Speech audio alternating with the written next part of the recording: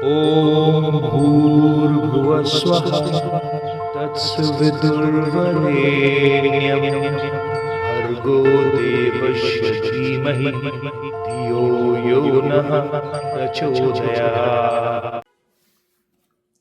जय श्री कृष्ण मेरे सनातनी बंधुओं। महाभारत के पिछले अंक में हम लोगों ने अध्ययन किया कि जब धृतराष्ट्र के समझाने पर भी दुर्योधन नहीं मानता है, तब फिर धृतराष्ट्र जो है वो द्यूत क्रीड़ा के आयोजन की आज्ञा दे देते हैं और वो सभा भवन निर्माण करने की आज्ञा देते हैं तथा विदुर को यह आदेश देते हैं कि वे इंद्रप्रस्थ जाकर के सभी पांडवों को आमंत्रित करके ले आए। महाभारत के इस अंक में हम लोग अध्ययन करेंगे कि किस प्रकार जो है वो द्यूत क्रीड़ा को प्रारंभ किया जाता है, इसके बारे में हम लोग अध्ययन करेंगे। जब सभी पांडवगण जो है वो यात्रा करने के पश्चात जब हस्तिनापुर पहुंचते हैं तो हस्तिनापुर में सबसे पहले वो युधिष्ठिर, भीष्म, द्रोण, कर्ण, कृपाचार्य और अश्वत्थामा से मिलते हैं। इसके पश्चात सभी जो कौरव पुत्र हैं उनसे मुलाकात करते हैं और फिर वो सभी पांडव जो है वो गांधारी से भी मिलते हैं, उनका चरण स्पर्श करते हैं और फिर उसके पश्चात वे अपने लिए निर्धारित स्थानों में भोजन इत्यादि करके रात्रि विश्राम करते हैं। और रात्रि विश्राम के पश्चात अगले दिन जो है वे सभी जो है सभा भवन में जो है उपयुक्त आसन पर आकर के विराजमान होते हैं। तब जो है वो शकुनी जो है वो बताता है कि ये जो सभा में जो पासे फेंकने वाला जो है वो वस्त्र बिछा दिया गया है और आपको इस द्यूत क्रीड़ा के लिए आमंत्रित किया जाता है। यहाँ पर फिर दिखाता है कि युधिष्ठिर फिर अनिच्छा जाहिर करते हैं। वे कहते हैं कि यह जुआ जो है एक प्रकार का छल है और पाप का कारण है और इसीलिए मुझे तो पसंद नहीं है। इस पर जो है वो शकुनी जो है वो युधिष्ठिर को एक्चुअली जो है उकसाता है। वो कहता है कि जीत हार जो है वो पासों पर निर्धारित होता है और जीत हार जो है वो किसी के लिए निश्चित नहीं है। मेरे भी हारने की संभावना है, फिर भी मैं खेलना चाहता हूँ। और वो अर्थात युधिष्ठिर को जो है वो ललकारता है। फिर युधिष्ठिर फिर बहुत सारा उदाहरण भी देते हैं और वो कहते हैं कि मुनि श्रेष्ठ असित और देवल जो हैं वो उनका भी ये कथन है कि ये सठतापुर जुआ खेलना जो है वो पाप है, धर्मानुकूल नहीं है और क्षत्रियों के लिए जो है युद्ध ही जो है वो सर्वोत्तम जो है वो विजय प्राप्त करने का मार्ग है। और वो वास्तविक में शकुनी को कहते हैं कि मैं जानता हूँ कि तुम जो है इस द्यूत क्रीड़ा के माध्यम से जो है मेरे धन संपत्ति को हर लेना चाहते हो और ये जो है अधर्म है, युधिष्ठिर बोलते हैं। तो फिर वही शकुनी जो है उनको ललकारता है। वो कहता है कि अगर आपको लगता है कि ये है तो आप द्यूत क्रीड़ा से अपने को अलग कर लीजिए, मतलब छोड़ दीजिए। तब जो है वहाँ पर युधिष्ठिर अपनी मजबूरी प्रदर्शित करते हैं। वो कहते हैं कि मैं जो है चूँकि महाराजा के द्वारा निमंत्रित किया गया है इसलिए मैं पीछे नहीं हट सकता हूँ, इसलिए मैं निश्चित तौर पर द्यूत क्रीड़ा में भाग लूँगा। तब फिर वो युधिष्ठिर पूछते हैं कि इसमें मुझे किसके साथ जो है वो द्यूत क्रीड़ा खेलना पड़ेगा। तब यहाँ पर जो है दुर्योधन बोलता है कि दाव पर जो है धन इत्यादि लगाने का काम तो मैं करूँगा, परंतु मेरे लिए जो पासा फेंकने का काम है वो मेरे मामा शकुनी करेंगे। तो इस प्रकार का निर्णय हो जाता है। यहाँ पर दिया गया है कि जब युद्ध क्रीड़ा प्रारंभ होने लगता है तो सभी लोग वहाँ उपस्थित हो जाते हैं।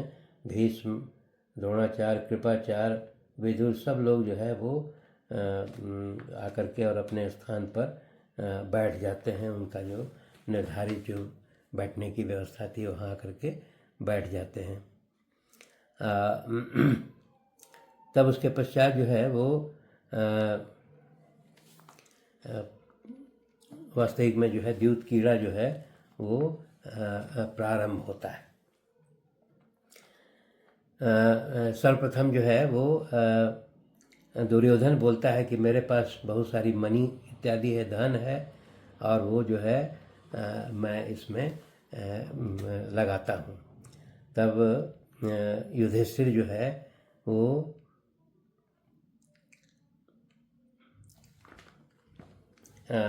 बारी बारी से, हम लोग यहाँ पर देखें कि युधिष्ठिर जो है बारी बारी से विभिन्न प्रकार का जो दाव लगाते हैं वो किस किस चीज़ों का लगाते हैं। सबसे पहले वो कहते हैं कि मेरे पास हजारों निस्कों से भरी हुई बहुत सी सुंदर पेटियां हैं। निस्क यहाँ पर जो है एक तरह का सिक्का है। तो वो कहने का मतलब है कि वो जो सिक्कों से भरी हुई पेटियां हैं वो उसमें पहले दाव लगाते हैं। तब यहाँ पर जो है वो शकुनी जो है वो पासा फेंकता है और पासा फेंक के कहता है कि हाँ ये दाव मैंने जीत लिया। फिर इसके पश्चात पुनः जो है युधिष्ठिर जो है वो रथों में श्रेष्ठ जो है जैत्र नाम का जो रथ है उसको लगाते हैं। तो वो शकुनी उस पर भी अपना पासा फेंकता है और कहता है कि इसको भी मैंने जीत लिया।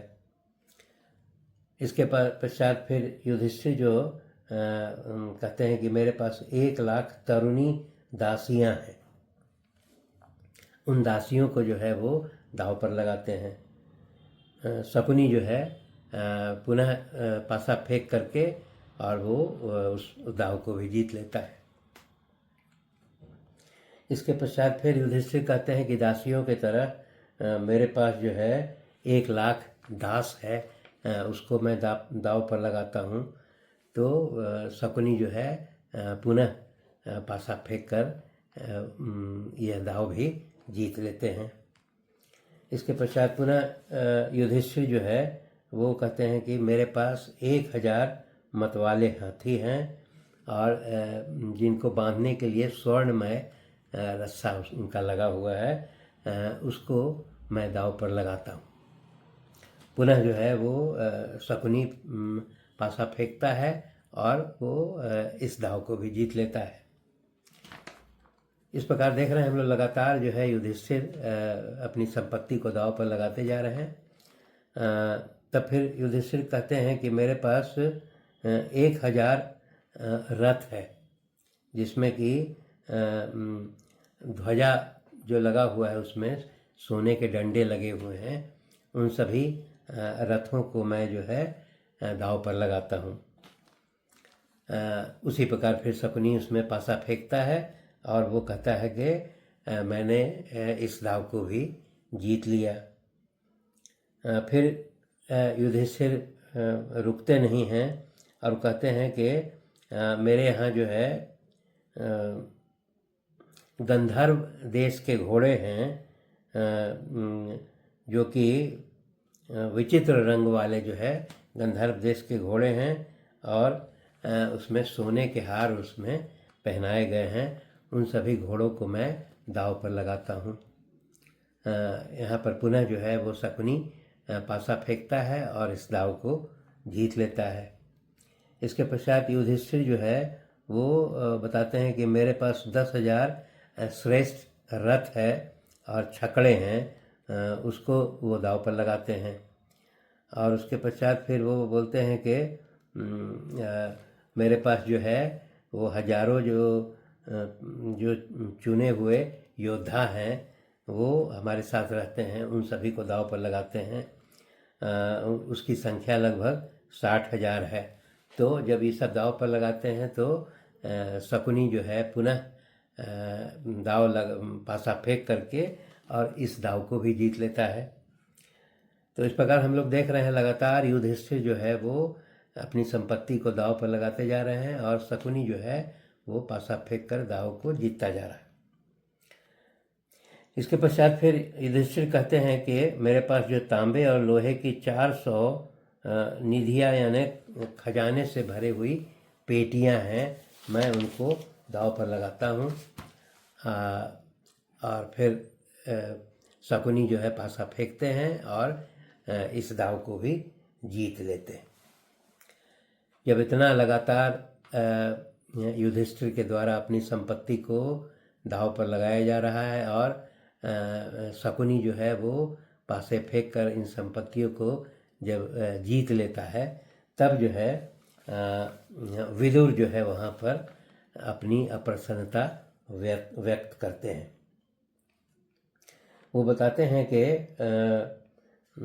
धृतराष्ट्र को बोलते हैं कि जिस प्रकार मरणासन रोगी को जो है वो औषधि अच्छी नहीं लगती है, उसी प्रकार आपको मेरी बातें अच्छी नहीं लग रही हैं। वो विदुर जो है कहते हैं कि मैंने दुर्योधन के जन्म के समय ही आपको ये चेतावनी दी थी कि इसके जन्म के समय ये गधे की तरह रेंगता था और मैंने कहा था कि आप इस पुत्र को त्याग दीजिए, अन्यथा ये समूचे कुल के नाश का कारण बनेगा। और वो बहुत भला बुरा कहते हैं। वो कहते हैं कि दुर्योधन जो है वो जुए के नशे में इतना उन्मत्त हो गया है कि वो आने वाले संकट को नहीं देख रहा है। वह जो है इस महारथी पांडवों से बैर ले करके और पूरे खानदान को पतन के गर्त में गिरा रहा है। इस प्रकार की बात वो कहते हैं। वो कहते हैं कि पांडवों से जो ये दुर्योधन विरोध ले रहा है, तो जब अंधक और यादव और भोजवंश जो है जितने कृष्ण इत्यादि के समर्थन से जो है ये पांडव वो पूरे समूचे कुल के नाश का कारण बनेंगे। विदुर जो है पुनः जो है वो धृतराष्ट्र को सलाह देते हैं कि अभी भी समय है, आप जो है अर्जुन को आदेश दीजिए कि वो दुर्योधन को बंदी बना ले। और जब ये दुर्योधन को जब बंदी बना लिया जाएगा तो पूरा कौरव खानदान जो है वो सुख से रह सकेगा। वो उदाहरण देते हैं कि दुर्योधन कौवा है और पांडव लोग जो है वो मोर हैं। आप इस कौवे को दे करके और मयूरों को खरीद लीजिए। इस प्रकार की बात वो कहते हैं विदुर जी। तो इस प्रकार जब वो कहते हैं, फिर वो धृतराष्ट्र को कहते हैं कि इस प्रकार पांडवों का सारा धन जो है वो हड़पने का जो कार्यक्रम जो दुर्योधन के द्वारा किया जा रहा है वो अधर्म है। अब वो कहते हैं कि कैसे कहीं ऐसा न हो कि पांडवों का ये विरोध करने के कारण आपके पुत्र और मंत्री और सेना ये सभी यमलोक की यात्रा नहीं करना पड़े उनको। इस प्रकार की बात विदुर कहते हैं। विदुर ये कहते हैं कि जुआ खेलना जो है वो झगड़े का कारण है, आपसी फूट पैदा होती है जो बड़े भयंकर संकट की सृष्टि करता है। इसलिए वो दुर्योधन जो है इस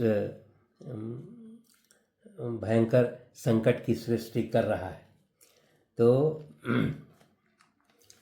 वो धृतराष्ट्र को कहते हैं कि दुर्योधन जो है युधिष्ठिर के साथ दांव लगा करके जुआ खेल रहा है और वो शकुनी के छल पूर्वक जो है वो पासा फेंकने के कारण विजयी हो रहा है, और उस विजय होने से आप अंदर अंदर ही प्रसन्न हो रहे हैं, और वो भविष्य में आने वाले समय में एक भयंकर युद्ध के रूप में परिवर्तित होने वाला है।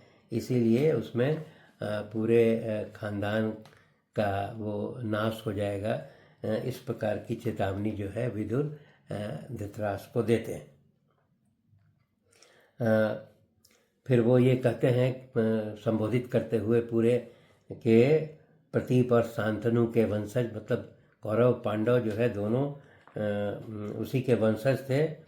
वो ये कहते हैं कि मेरी बात ध्यान से सुनो, और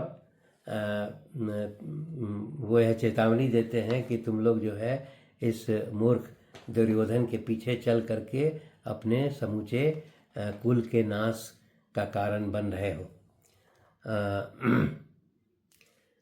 फिर वो यह भी कहते हैं कि मैं जानता हूँ कि शकुनी जो है वो इस द्यूत कीड़ा में कपट विद्या को जानता है, और वो कपट विद्या से ही ये पांडवों को पराजित कर रहा है। इसलिए वो ये कहते हैं, मैं चाहता हूँ कि ये द्यूत कीड़ा जो है यहीं पर समाप्त कर दिया जाए, और शकुनी को उसको अपने राज्य वापस जो है गांधार में भेज दिया जाए। तो इस प्रकार की बात कह करके विदुर जो है जुए का विरोध करते हैं। धन्यवाद। शेष अगले अंक में।